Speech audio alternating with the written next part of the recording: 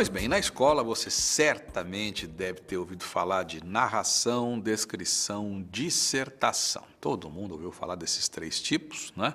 Faça uma narração, faça uma descrição, faça uma dissertação. E aí muita gente acha que dissertação é dissertação. Ai de quem puser qualquer toque descritivo ou narrativo. Narração é narração. Ai de quem... Não, a coisa não funciona assim. Não funciona assim, de jeito nenhum. Dissertar é defender um ponto de vista, é defender uma tese. Narrar é contar um fato. Descrever é dar os detalhes, né? Grosso modo, é isso. A gente pode até pensar, e a gente vai fazer isso aqui, a gente pode pensar em aumentar um pouco essa lista, em vez de 3, ficar com 4 tipos. A gente pode pegar a descrição, a narração, a dissertação, ou seja, o texto argumentativo, porque dissertar é defender uma tese, e para defender uma tese eu preciso ter argumentos, né? Então, o texto dissertativo, argumentativo e tal, e posso pensar também no texto explicativo. Pois bem, de certo modo eu já disse aqui o que é uma narração, mas vamos lá. Narrar é contar um fato. Para que haja uma narração é preciso que haja esse fato, esse episódio. É preciso que haja personagens, interação entre personagens, enredo, trama, aquilo que vai, né, ser o foco da história, né? O que a gente vai relatar, o que opõe A a B, e aí a gente fala em protagonista, antagonista e por aí vai. O tempo que pode ser cronológico ou psicológico, existe o ambiente ou os ambientes, né, em que se dão as cenas todas, e isso vai causar, claro, vai gerar a possibilidade de se escrever uma narração. Pois então, dentro do texto narrativo pode haver o elemento descritivo. Aliás, não pode, eu quase digo que deve, porque é impossível um texto narrativo em que não haja, por exemplo, a característica da personagem, característica física, característica psicológica, característica do espaço, do ambiente. Tudo isso é elemento descritivo. Aí você vai dizer para mim, mas o texto totalmente descritivo, todinho descritivo, não existe? Pode até existir, se você, por exemplo, fizer uma vistoria num apartamento que vai ser entregue, ou que foi entregue, né, vai ser entregue a um locatário, ou que o locatário acabou de deixar e vai devolver e tal. Vai lá o fiscal, vai lá o inspetor da imobiliária fazer uma inspeção, uma verificação. Então ele diz, as paredes estão sujas, né, buracos, não sei o quê. Isso é descrição. Texto puramente descritivo acaba se limitando a esse tipo de situação. Na verdade, a descrição funciona como elemento fundamental na narração, justamente porque quando o escritor é hábil, ele se vale dos elementos descritivos para pintar a personagem, pintar o lugar e, com tudo isso, já criar todo o ambiente da história que é contada.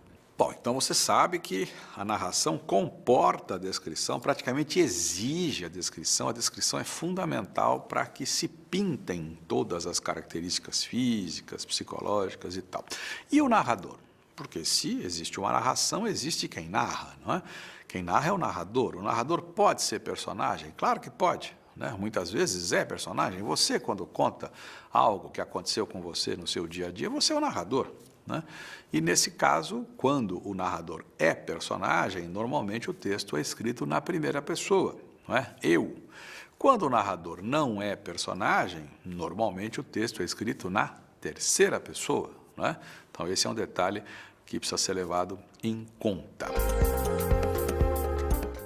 Bom, o texto dissertativo, o texto argumentativo, você já viu aqui um pouquinho, você sabe, dissertar é defender uma tese, defender um ponto de vista. Para isso eu preciso de argumentos. Eu não tenho a intenção, quando escrevo uma dissertação, não tenho propriamente a intenção de convencer você a se bandear para o meu lado. Não é isso não, de jeito nenhum, né? A ideia é convencer você de que a minha tese tem razão de ser. Eu tenho argumentos para ter a tese que tenho, para defender a posição que defendo, né? É só isso. E se a minha tese for defendida de maneira consistente, com argumentos consistentes, pronto, ela tem começo, meio e fim, ela se sustenta, né? E você não vai dizer que eu tirei os argumentos do nada, do além. Você pode até não concordar, é perfeitamente possível, né? Mas você pode perfeitamente perceber que a minha sustentação faz sentido e por aí vai. Dissertar é isso, é defender um ponto de vista, é tentar convencer de que a tese se sustenta. Se sustenta. Um belo exercício para a dissertação é fazer a troca. É muito importante isso.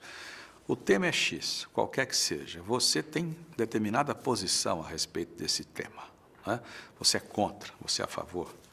Sabe o que você faz? Tente pensar com a cabeça do outro, né? Eu sou contra, mas se eu fosse a favor, por que eu seria a favor? Como eu seria a favor? Que argumentos eu poderia levantar para ser a favor, né? É muito interessante isso, isso é um exercício impressionante, porque faz a gente enxergar a coisa nos dois lados, né? Porque todo tema desse tipo sugere dois lados, né? A ou B, sim ou não, contra ou a favor. Aí muita gente confunde isso e acha que dissertar é ficar no muro, é apresentar os dois lados e terminar dizendo assim, como se vê, eu cá estou no muro e tal. Não, não é por aí, de jeito nenhum, né? A conclusão precisa ser clara, você precisa dizer, nem que você diga algo do tipo, como se vê, há pontos que permitem agir assim ou pensar assim, há pontos que permitem, mas você tem que ser claro. A Folha de São Paulo faz uma coisa na sua página 3, Tendências, Debates, uma coisa interessante, não é sempre, mas de vez em quando aparece lá uma pergunta, né? 3 pessoas escrevem. Uma pessoa diz sim, a outra pessoa diz não, a outra pessoa diz em termos. Essa pessoa que diz em termos, ela acha que há pontos positivos e há pontos negativos. Ela não foge da raia, não, ela apresenta. Ela diz por quê. Ela argumenta, né? Dissertar é defender um ponto de vista e esse ponto de vista tem que ficar claro, mesmo que a gente não consiga fechar. A gente tem que ser honesto e dizer, dá para apresentar este ponto a favor, dá para apresentar esse ponto contra. O ideal, claro, é que a gente sempre tenha uma posição final definida, né? Clara, esclarecida, sustentada, né? Com argumentos concretos. Texto escrito na língua culta. Dissertar não é narrar. Narrar é contar uma história. Quando a gente conta uma história, a gente pode até se valer de determinadas liberdades da linguagem, colocar na boca do personagem uma linguagem que representa aquilo que efetivamente ele diz no dia a dia, é outra história. Quando eu disserto, quando eu argumento no texto dissertativo, no texto argumentativo, língua padrão, língua formal, português padrão. Aí não há escolha. A linguagem faz parte da forma e a forma faz parte do conteúdo, da apresentação desse conteúdo. É muito importante lembrar isso. E o texto explicativo? O que vem a ser um texto explicativo? Como o nome já diz, ele explica. Se você pegar um texto, um livro didático, por exemplo, né, um livro sobre geografia, que vai dizer como é o relevo do Brasil na região A, na região B, na região C. Ali o autor do texto vai explicar, né? Ele vai explicar. Não dá para confundir o texto argumentativo, o texto dissertativo com o texto explicativo, né? Eu posso escrever, por exemplo, sobre automóveis e posso dizer como funciona determinada coisa no automóvel. Isso é um texto explicativo, né? Eu vou apresentar a você a coisa em si, como ela é, como ela funciona, né? Eu vou explicar. Aí terei, então, o tal do texto explicativo. No vestibular, o que se pede mesmo é o texto dissertativo, 90%, 95%. Algumas instituições pedem o texto narrativo, muitas vezes como uma das opções. É muito difícil o vestibular que dá só uma proposta, narração. Não. Em geral, ou quando é uma proposta só, é dissertação. E, às vezes, mais de uma proposta, e aí sim entra a possibilidade do texto narrativo. Mas não se esqueça de que você tem que trabalhar os outros conceitos, né, para poder enriquecer. A narração sem a descrição não funciona, né? Não é assim que a coisa anda. É por aí.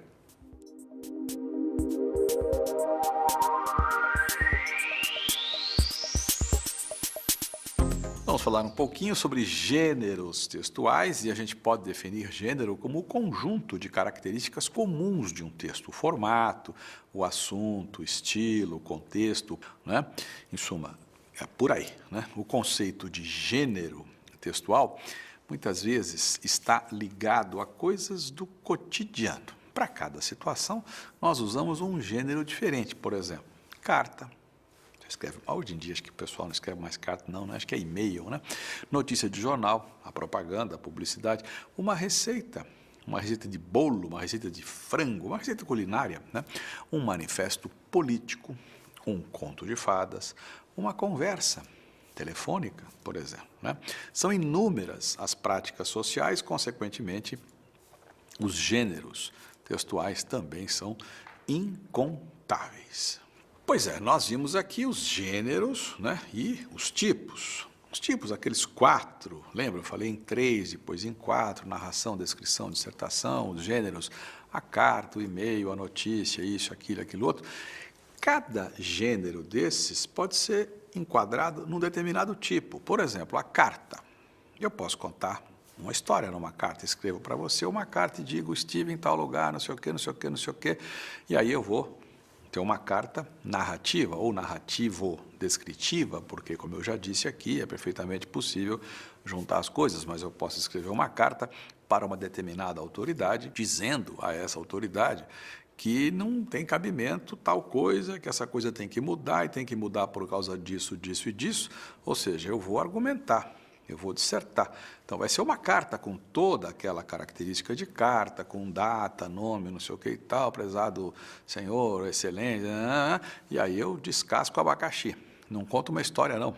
Eu peço, né? Eu apresento ali as razões pelas quais eu defendo o ponto de vista A, o ponto de vista B, e por aí vai. Pois é, assim como é possível fazer uma carta para contar uma história ou para defender um ponto de vista, né, é possível fazer, falando agora especificamente da narração, né, narrar é contar uma história, lembra? Eu posso contar uma história na carta, eu posso escrever um romance, né, eu posso escrever um conto, uma novela, uma crônica, uma fábula, né, posso fazer meu diário, uma notícia, alguma coisa que eu conte assim mais com o tom de piada, né? Ou seja, a narração pode apresentar todas essas formas. O que eu quero dizer aqui para você é que a gente não deve se amarrar de jeito nenhum, né? Eu posso narrar de mais de uma maneira e eu posso pegar uma mesma modalidade, citei aqui como exemplo a carta, e fazer dessa modalidade, da carta, por exemplo, um texto narrativo, um texto dissertativo, argumentativo e por aí vai. O que importa nisso tudo é, voltando lá ao ponto inicial, é eu saber o que eu vou escrever, para quem eu vou escrever, sobre o que eu vou escrever. Isso tudo é fundamental para eu, sim, adequar meu texto, a minha linguagem, né, a essa finalidade do ato comunicativo. Quero trocar 2 palavrinhas sobre uma coisa que é comum para quem lê jornal está acostumado, o editorial, e não está escrito no jornal editorial, as pessoas sabem que aquilo é um editorial, né? É a parte do jornal, em geral, uma página, né? A parte do jornal em que o jornal defende a posição dele, jornal apresenta a posição dele, jornal, sobre determinados fatos. Na Folha de São Paulo, por exemplo, é a página 2. No Jornal Estado de São Paulo é a página 3. Né? Não está escrito ali editorial, não está. Né? Não é preciso que esteja escrito, mas estão lá os editoriais. Na Folha, por exemplo, página 2 do lado esquerdo. 2 textos por dia, às vezes 3, raramente, em geral 2. Né? E um tema lá, um título para o texto, e aí vem a posição do jornal a respeito daquilo. Né? Como na televisão não é muito comum isso, né? Em geral, a emissora avisa, põe lá a palavra editorial na tela, né? E aí o apresentador do jornal lê um texto que foi redigido por alguém que representa os interesses, a opinião, a posição daquela emissora de TV. No rádio também acontece isso, mas é muito comum mesmo no jornal impresso, no jornal papel. E ali está lá, todo mundo sabe, o leitor habitual da Folha sabe onde estão os editoriais, o leitor habitual do Estadão sabe onde estão os editoriais do jornal O Globo, do Rio de Janeiro e de tantos outros jornais brasileiros que têm, sim, todo o santo dia os seus editoriais. É um texto de opinião, o editorial.